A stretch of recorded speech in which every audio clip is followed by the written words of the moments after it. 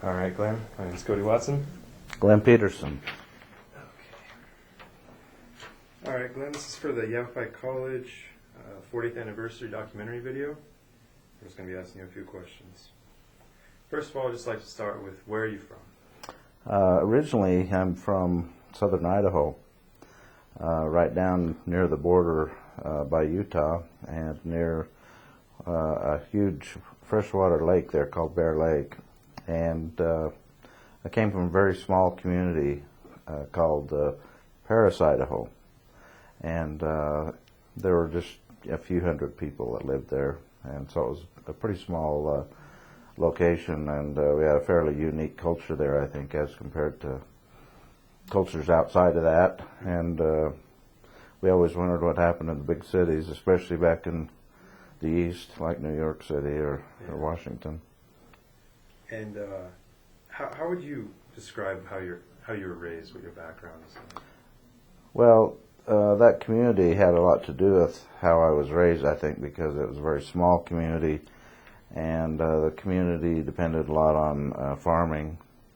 And so I was kind of raised on a farm for the first few years of my life, and then we moved from there to northern Utah, where we also lived in a fairly small town. In terms of values, I think we had kind of an attitude of being able to do whatever we needed to ourselves, because we were in a small community, and if you needed something or you needed to be able to do something, for example, fixing some of your gear that you use to cut hay or to fix a fence, or even to get your automobile going, you more or less had to figure it out yourself and use whatever materials you had around. Mm-hmm. So the old saying about baling wire and using that to fix your fence or to fix your equipment pretty much was true there. You had to improvise. You had to figure out how to do things yourself, because it might be a while before you get to town. Right. Now, from Utah, what brought you towards Arizona and Prescott in particular? I spent some time later on in my teenage years, that is when I was 19, on the Navajo reservation, and I learned a lot about Navajo culture then, and I learned to speak the language fairly well. And so I was there for a couple of years initially, and then after I finished my bachelor's degree, I returned to the Navajo reservation, and I was one of the founding faculty members at Navajo Community College, which was a new college there on the reservation, run by a Navajo Board of Regents. It was one of the it was the first Indian college to be run by its own board. Oh. So it was a fairly unique experience, and so I have quite a bit of experience there. So I was there 3 years, went back to Illinois to work on a doctorate degree.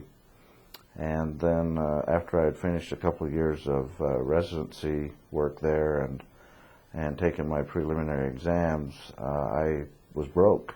So I decided to try to get back to the Southwest and in a teaching job at that point in time. And so my search led me to Yavapai College, where I had visited once before, and so the school seemed interested in having me be a faculty member.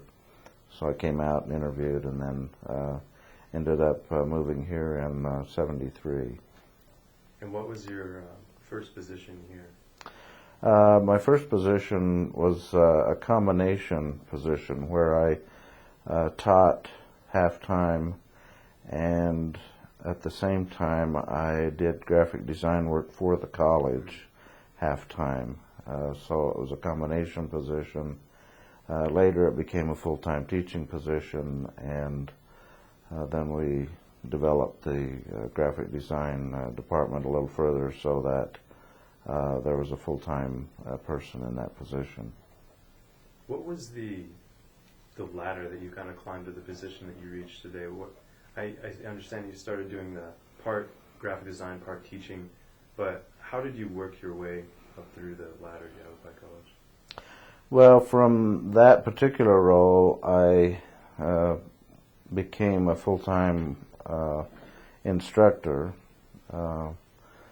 because the graphics department, developed on its own from that first year or two, and even after that, I was the supervisor of that design services until full-time people were hired, and now it's a separate department. Mm-hmm. So I taught graphic design full-time. I also taught a couple other classes in conjunction with that. For example, I taught a painting class some of the time. I developed a color class, which it was a color theory class, which I had been interested in doing for quite some time because much of my dissertation studies had to do with color and color theory, and in fact my dissertation had to do with that topic. And to stretch that idea even further, now that I'm retired, it is the one class that I continue to teach. Mm-hmm. And I teach that in the classroom during fall semester.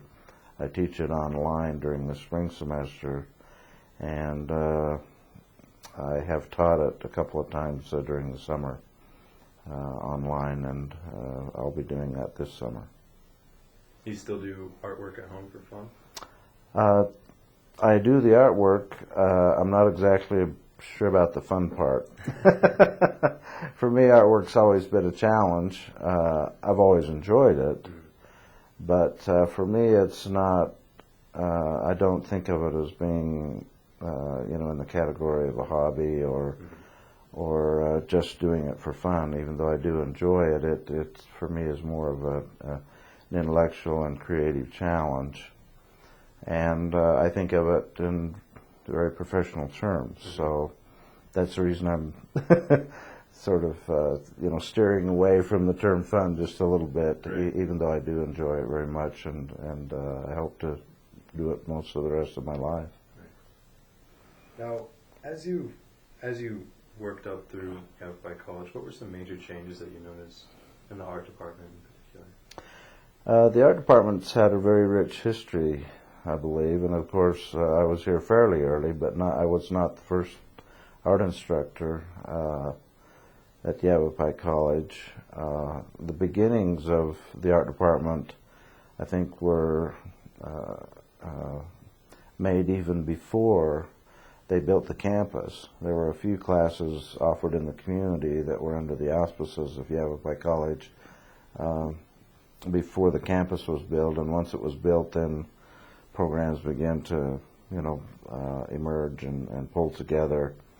And the art department was a very strong department in the first years of the college, in the sense that there were a lot of instructors and a lot of students.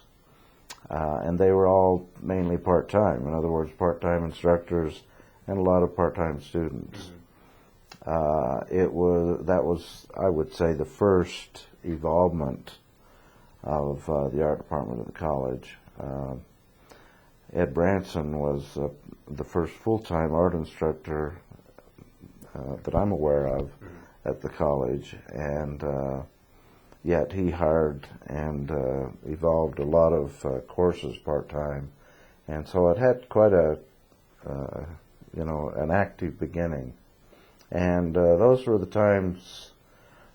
This is the late '60s, early '70s. Those were the times when people were interested in ceramics and all kinds of artwork.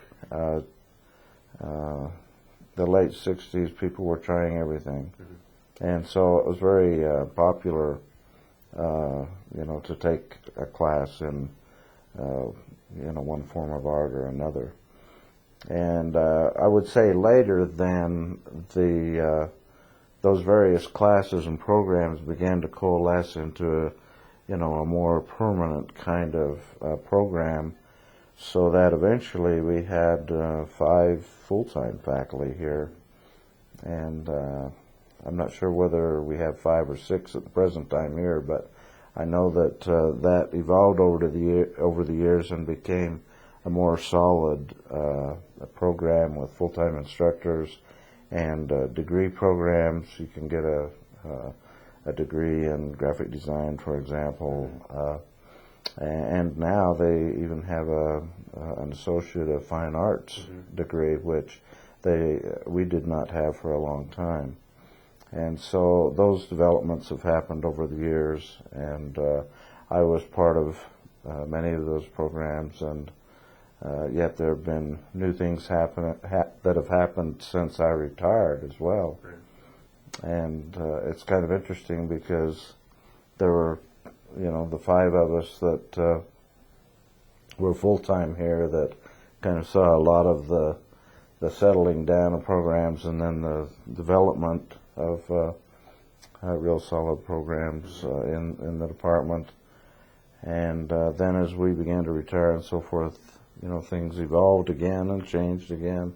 So now it's practically a whole new department since we've all retired, the original, 4 or 5 full-time faculty members.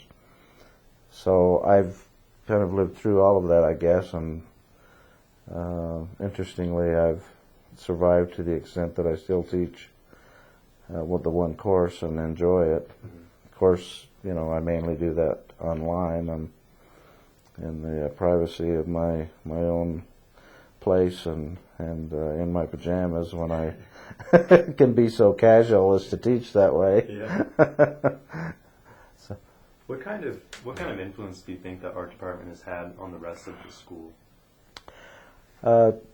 That's an interesting question, because I think originally there was all this activity around the arts, and I think that grew out of the culture of the 60s. And people were interested in something else other than a real structured, a real definite path kind of educational experience, and so people were experimenting a lot as a result of a lot of the thoughts and ideas of the 60s. And so they would experiment with ceramics, or we even had glass blowing in those days. And I mean, anything that people were interested in trying, we'd find an instructor and open up a class, and if you had 8 or 10 people who were interested, you could offer most anything like that what had a special interest appeal to it. And there were a lot of subjects, there were a lot of students, and so it was quite an active program. And I think that as such, there were a lot of students enrolled in art classes during those times. When you look at it from a percentage basis, in other words, a percentage of the enrollment of the college, and I can't give you, those percentages exactly, but it was a pretty high percentage of the enrollment of the college that was initially involved in the arts and taking courses. So that brought a whole demographic to the college. I think it did. I think another thing that was happening is that the community was growing very rapidly during that time. And it was a very sort of upbeat experience as I remember it. I mean, if anything, inflation was just kind of going up, and people were buying and selling homes, and I mean, it was a nice place for people to come and retire, so there was a huge influx of people coming to Prescott. The city was growing very rapidly. I remember the first year living in Prescott, we'd go out to visit where Prescott Valley is now, and there weren't more than a couple of homes out there. and maybe a couple of stores. Mm-hmm. And so that location was very much in its infancy, and since that time has grown very rapidly. But that whole period of the 70s and even 80s was a very rapid growing time, I think, in this community. And as such, the college grew quickly and went through a lot of growing pains until I think it became quite a solid and respected educational institution. Mm-hmm. At first, it was just another community college that just broke ground and started offering classes, Yeah. And there were a lot of them around the country that were started about that time, too. The whole community college phenomenon Mm-hmm. kind of started in the 60s and grew into the 70s. And because before that, it was universities, and occasionally you'd have a vocational 2-year program, or you'd have a junior college, Mm-hmm. they called them, rather than community colleges. Right. And then the whole community college phenomenon just kind of emerged and out of the multiplicity of interests that people had, and became, a very strong institution in the higher education realm in the country. Mm-hmm. And of course, it's maintained its strength in a lot of ways. It's sort of found and made its own mark, its own role, and serves its own kind of purpose in the system, and allows the universities to emphasize more of the research and development in graduate schools. Mm-hmm. What kind of influence do you think Yavapai just has on our community here? Well, I think the college has always enjoyed a very positive image in the community. There have probably been some ups and downs politically, and we even, had a couple of college presidents that have actually been released from their positions here because of some of the political aspects. Mm-hmm. But in terms of the college and its role in the community and its status in the community, I think it's always enjoyed a very positive image. I think it's always been viewed as a very organic organization, and by that I mean it has been very responsive to community needs. Mm-hmm.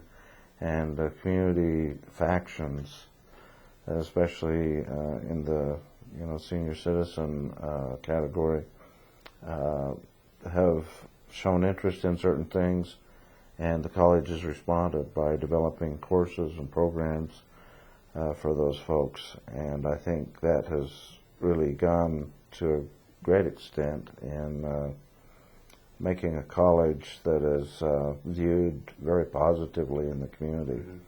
At least that's my impression. This kind of continues with this next question, with what I was saying, with the exterior politics that's going on in the community. Do you think that is the college has kind of had to shape itself to fit that criteria, or do you think that it's always been able to kind of just be itself and ride out any kind of changes in major political views of the community that it's in? The college has had some ups and downs politically in terms of its image in the community. Mm-hmm. And in terms of the politics. The Board of Governors, do come from the community, so they're usually folks that are elected to the positions on the board because of their ability to be in touch with the community and the needs of the community. And so I guess I see a pretty healthy interaction between the Board of Governors, the college administration and faculty, and the community. Very seldom have I seen a lot of confrontational issues or actions, even though there have been certainly some political difficulties that the college has had to deal with. Generally, I think, though, that it has maintained a very high image in the community, and it indeed is one of the real strengths of the community. And to be fair, I don't think Yavapai College is the only higher education institution in the area that does make a positive contribution.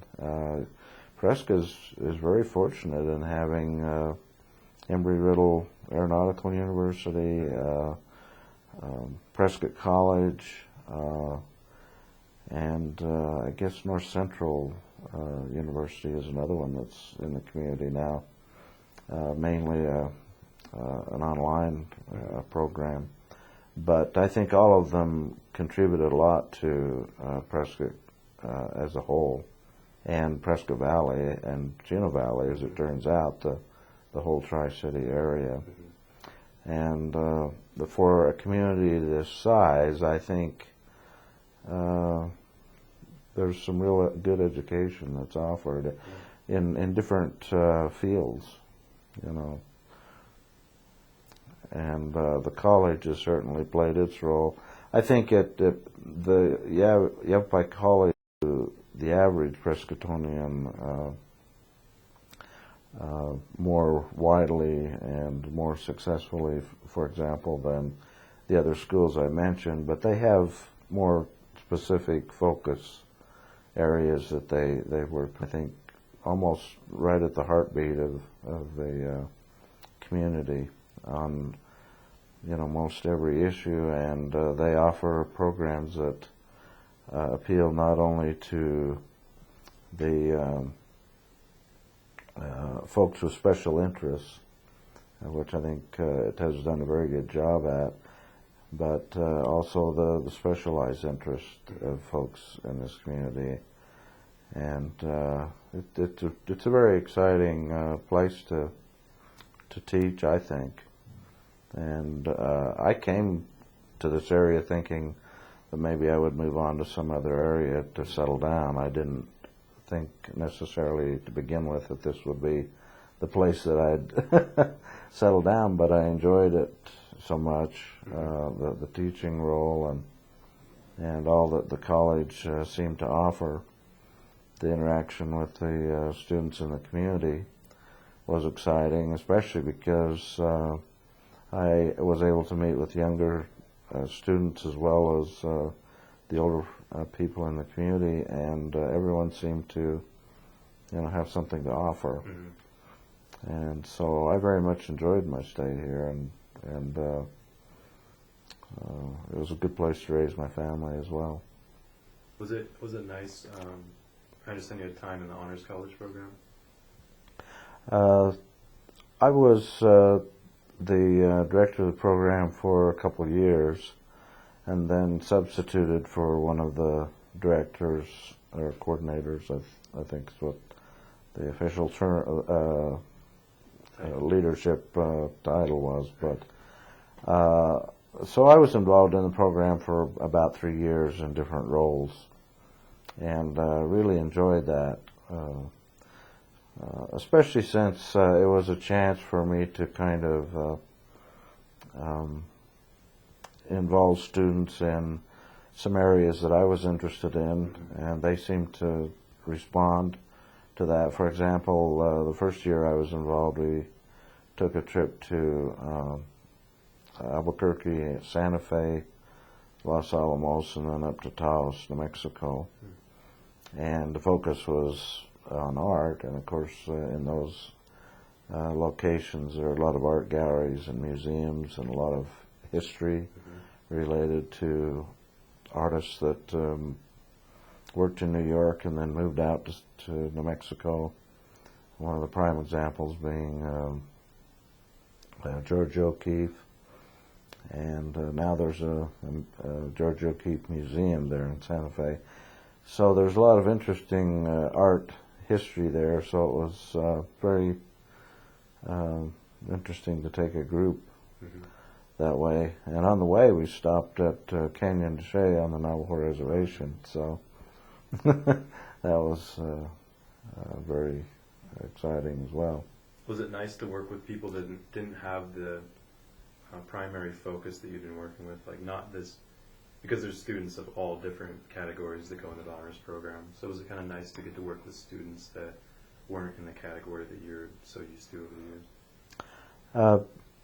Yeah, it was very interesting, and I learned a lot from the students because they had diverse interests, but they were students who were quite motivated to do well in their educational programs, even though they were still searching and trying to figure out, the directions that they wanted to go in their studies. They were all quite self-motivated, and so it was just a matter of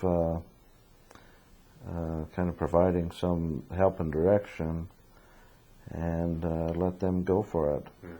Yeah. So that was very interesting, and I enjoyed being in that role for a couple of years. What other kind of adjacent roles did you take on while you were here? Well, when I was in the art department, from about 1979 for about 10 years, I guess, so that would have been 89. I was the art department chair, and so that kind of put me in a different role because I was always, going to meetings, not quite as many classes, but to meetings and trying to provide some direction in terms of the art programs as well as some general direction for the college. And I was on several committees. One of the most interesting committees that I served on over the years was a special committee designed to reorganize the whole general education program at the college, and that was something we did during the summertime, and that kind of set the organization for that program for quite some time, even though I know that it's probably evolved and changed even since that time. But that helped me get a little more experience in the administrating of programs, and taking a look more at the overall college mission, as opposed to just thinking about art students and art and and art faculty. And we had, a number of art faculty besides the full-time people. We always had about 20 or so part-time folks, along with the full-time faculty, and we typically had about 5 full-time faculty here on campus. What kind of influence do you think you personally have helped to move the college in the direction that it's gone now? Well, I think that there were a couple areas that I made a contribution.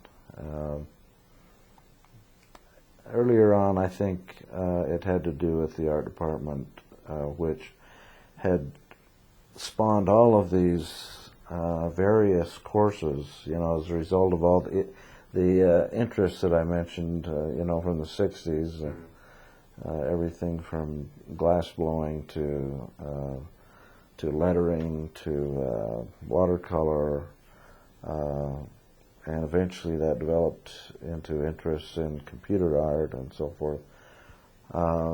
The department kind of evolved from that to trying to establish a really solid academic art program. By that I mean a program that students could come to and get on a really good track that would lead them to the university art programs and then beyond. So I did a lot of interacting with the universities in the state and tried to get a real good track built between Yavapai College and the university programs, so that I think we developed a pretty well-respected program, which continues today. Yeah, the HAC, I beg your pardon? the Arizona General Education Curriculum. Right. Yeah. Yeah, I was somewhat involved in that too, and that was connected to my role as art department chair. And a couple of years I spent as division chair as well, as a substitute for someone who went on sabbatical leave. But eventually, even though I enjoyed those roles of being an administrator in the program and trying to evolve the program in a good direction, I always enjoyed teaching probably the most in terms of just, the experience itself. And so after spending that time as art department chair and some time as division chair, I went back to just full-time teaching before I retired, and spent some years doing that. And we needed some help in the art history area, and I hadn't taught art history to that point, but I kind of took that on as another a role, toward the latter few years of my tenure here as full-time art faculty member. And I really enjoyed that. So I guess the thing that I've enjoyed overall, if you look at it from the standpoint of my own growth and my own enjoyment and working with students and so forth, has been that I've been able to do a lot of different things. And had I been in a university, on the university art faculty, perhaps my role would have been narrower and I wouldn't have had as wide of experience. So I really have enjoyed that aspect of being at Yavapai College. What do you think is really keeping you here today? I know that half the time you're working from home still, Mm-hmm. but what do you think is still keeping you working here at Yavapai? Interaction with students, because students aren't just of a certain age bracket, and they're not of just a certain educational level. Mm-hmm. They're not of just a certain intellectual interest or even economic background or cultural background. They're really diversified, and I enjoy working with individuals, and it does provide a kind of insight for me to be able to work with such a diversified group of students, and each semester is so new that way for me. You'd think that the students might seem like the same type of students each semester or each year or whatever, year in and year out, and maybe some faculty perceive it that way, but it's never seemed that way for me. My experience has never been that way. It's always been a new group of students. It's always been some new individuals with whom I can have discussions and from whom I can learn a lot. And so for me, it's a very active kind of interaction, and it's that interaction that I guess I feel like I want to continue, because I think without it, I might live in a narrower world. Mm-hmm. And I choose not to do that. What is something that's really memorable for you here at the college? Like an event or a student or a time? Well, I've had several students who have gone on to get graduate degrees. They've gone on to the universities. They've even gone to some of the major cities and become well-known graphic designers or illustrators. Some have become even well-known artists in their own right as far as contributing to the field. So from a general point of view, that's one of the real aspects of fulfillment for an instructor, to see that they've had some small role in helping shape or even helping an individual get from one position in their thinking about the world and expanding on that, and then taking on a larger role in the world, in the art field especially. And the art field is not necessarily an easy one to tackle, but I have had some students who've done well. I've had some younger students who've done well in graphic design, and I've had some students who didn't take an art class till they were in their 70s, and now they're producing artwork and selling it through galleries in town and in Scottsdale and places like that. So when you see those kinds of results, you might say, from your efforts, and of course it's never just because of my efforts, it's mainly their own efforts, but to think that I was there to help them with their own mission, it's a good thing to reflect on. Is there anything that you would change about how you went about your career? I think I changed my attitude about teaching over the years, and I think I became more and more interested in trying to focus on individuals and not just the group, even though you have to teach groups of students. I've always had quite a few students in a class, but I guess over the years I tried more and more to try to reach individuals who seem to be searching the most, because they were always the ones that were most responsive. Yeah. And so it wasn't so much my effort that made the difference. It was just that they were more ready, and I tried to be sensitive to that. You think you're going to stick around for a while still? I'll probably be in the community all my life, as far as I know anyway. Life changes sometimes cause moves that you don't anticipate, however, but at the present time I'm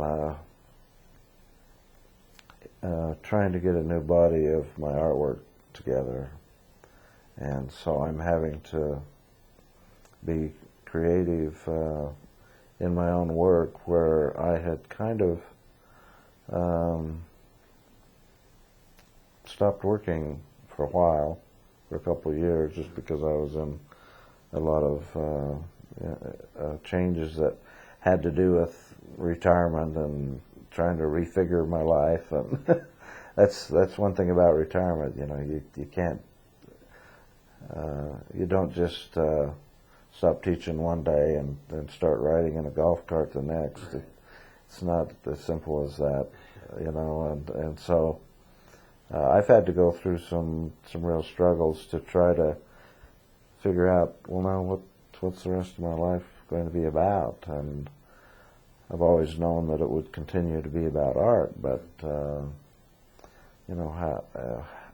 in what way does it evolve there? And one thing that I'm involved in right now is I'm going back to a lot of my old slides and my old work, and taking another look at them, because I'm kind of trying to evolve some new artwork of my own, and it's taking a different shape than it has over the years. So retirement has given me the time for good or for bad, to think about and worry about those things a little bit more, and I think there'll be some good things come out of it, because I'm becoming interested in other developments of my own work, and so I see this time as one where I can really kind of take a new look at everything, and so that's really where I'm at right now, is trying to take a whole new perspective at not only retirement, but living more years in Prescott, and living more years on this planet, and what does that mean, and what are the possibilities? That's awesome, man. Thanks a lot for this. You bet. Thank you.